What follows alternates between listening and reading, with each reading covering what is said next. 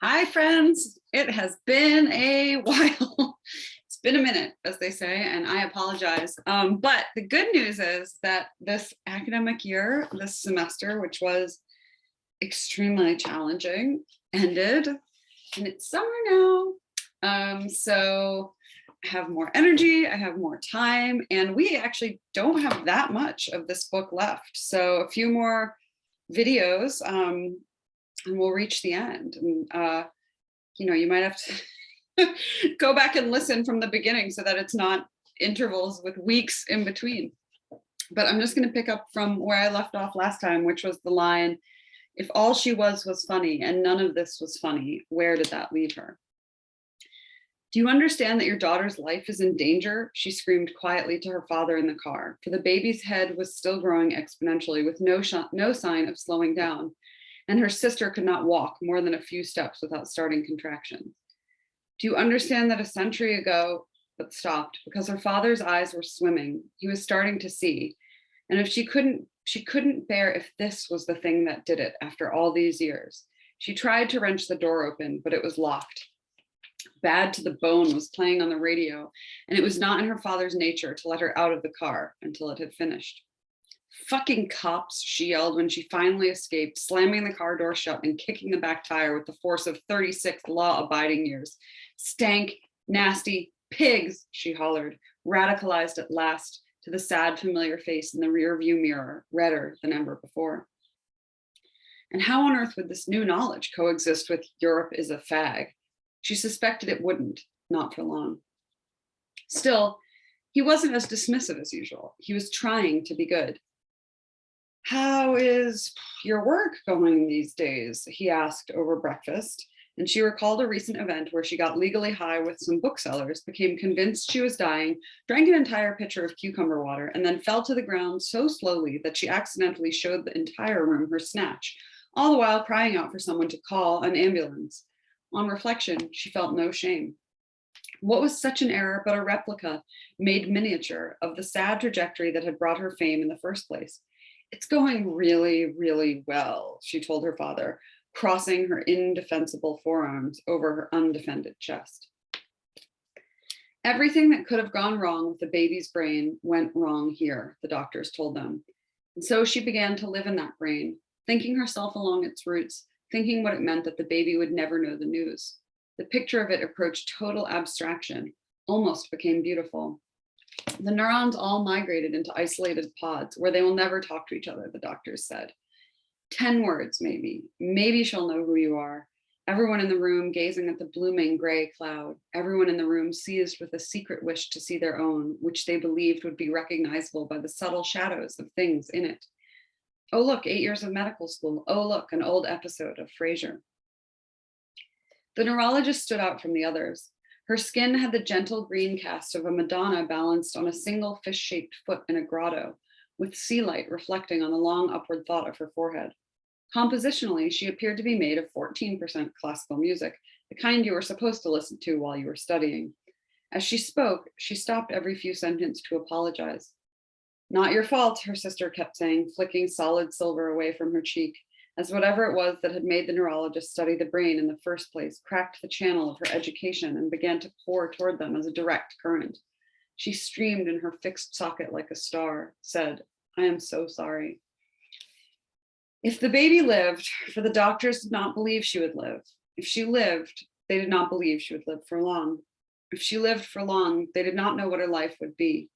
She would live in her senses, her fingertips, her ears, her sleepiness, and her wide awake, a ripple along the skin wherever she was touched, all along her edges, just where she turned to another state. Tide pools full of slow blinks and bubbles and little waving fronds. The self, but more like a sponge, but thirsty. The words "shared reality" stretched and stretched, flapped at the corners like a blue felt blanket, and failed to cover everyone's feet at once, which all shrank from the same cold. Picture the blanket with its wide satin hem, for didn't we all have the same one? What is a human being? What is a human being? What is a human being? She asked herself on the day the gorilla who understood she was a person died. But that was the thing. Let one gorilla be a person, and then a whole flood comes crashing through the word until the child But home is swept away right down to the bars on the windows. Back in Ohio and heterosexual again, she sighed. This happened every time she returned home. As soon as she saw the Quaker Steak and Lube, as soon as the first Tom Petty song came on the radio and began working at the zipper of her jeans, as soon as her speed on the highway produced a friction approaching fire.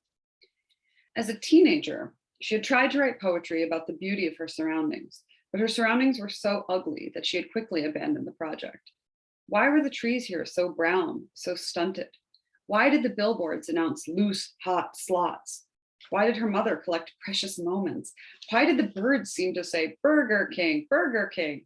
And why, in her most solitary moments, did she find herself humming the jingle for the local accident and injury lawyer, which was so catchy that it almost seemed to qualify as a disease? If she had stayed, she might have gotten addicted to pills too, she realized. Something about the way the lunch bag colored leaves wadded in the gutters in autumn.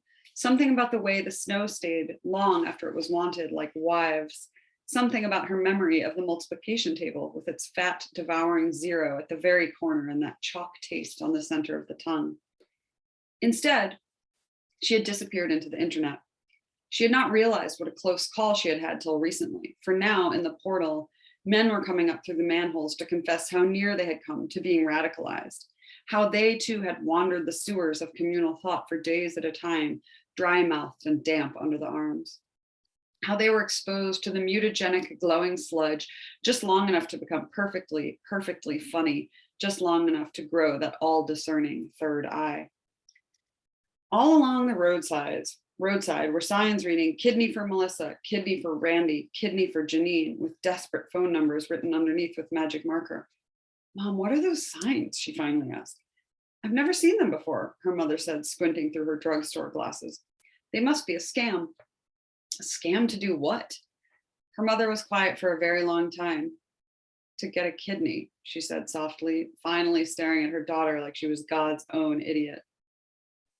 There was grant money set aside in Obamacare to do a complete exome sequencing of the baby's DNA, which pleased her on both the highest and the pettiest possible level. Her father could never say the word in that tone again. Don't expect too much. We're looking for a single misspelling in a single word on a single page of a very long book, the geneticist told them. She felt for a moment that he had wandered onto her turf. The animal things in her bristled, sneezing with an A, she thought involuntarily. The error was in an overgrowth pathway, which meant that what was happening to the baby could not and would not stop. There was in her arms and legs and her head and heart a kind of absolutism that was almost joy. Inside her mother, she was a pinwheel of vigor, every minute announcing her readiness, every minute saying, hey, put me in. Because of this vigor and this wheeling and this insistence, she felt more fitted to life than the rest of them.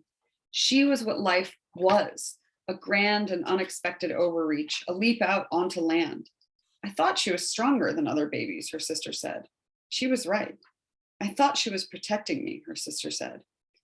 And who was to say she wasn't? We know so little about the blank. Dread rose in their hearts upon hearing the worst 7 words in the English language. There was a new law in Ohio. It stated that it was a felony to induce a pregnant woman before 37 weeks, no matter what had gone wrong, no matter how big her baby's head was. Previously, it had been a misdemeanor, a far less draconian charge. The law itself was only a month old, fresh as a newborn, and no one knew whose it was, and naked fear on the doctors' faces.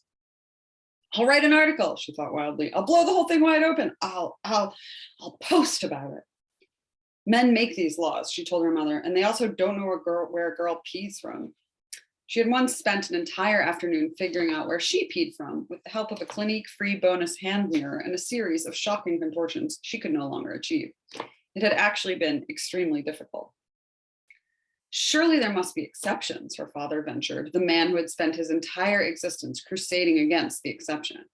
His white, hairy hand traveled to his belt the way it always did when he was afraid. He did not want to live in the world he had made, but when it came right down to it, did any of us? Another thing he said, they'll do an abortion right up to the very last minute, health of the mother, putting the last phrase in finger quotes, even as his daughter sat before him in her wheelchair. When that sentence woke her in the purple part of the night, she would tug her phone off the bedside table, post the words, "Eat the police" in the portal, wait for it to get 69 likes, then delete it. This, in its childishness, calmed the thrash of helplessness in her stomach so muscular that it almost seemed to have its own heartbeat. The baby was information printed on pink paper. The baby did not know the news. The baby kicked and pretended to breathe the sounds of bright horns. Don't sit under the apple tree, Duke and Ella. And America she was in and must have understood, was ready to join. America. The baby went mad when her mother drank a single Coca-Cola. Her sister would sometimes grow a dull brick red when another woman in the waiting room, due any minute now, went outside to chain smoke in the blooming courtyard. To cheer her up, she considered telling her about that post where someone claimed that telling pregnant women not to shoot up heroin was classist or something like that. Haha, that post ruled. She laughed out loud just remembering it, but snapped her mouth shut as soon as she heard herself. She had started laughing like a witch 5 years ago as a joke, and now she couldn't stop. Any kids? One of the nurses asked her. No. She hesitated so long she could feel her hair growing. A cat named Dr. Butthole. During those weeks, animals came up to her on the street and pushed their soft muzzles into her palm. And she always said the same 2 words, never wondering whether they were a lie or not. The words that dumb things depend on us to say. Because when a dog runs to you and nudges against your hand for love, and you say automatically, I know, what else are you talking about except the world? All right, we'll stop there. Wow, this section is so, I don't know, compelling. It's so serious and so banal and funny and sad, but I think the writing at the sentence structure in this section gets really, really impressive. And you can feel the sort of strain at the level of the sentence and the reaching for humor to deal with what is in fact this like very painful, fraught event in the narrator's life and the sister's life. So we'll continue next time. And until then, stay well, stay healthy, and thanks so much for tuning in. Bye.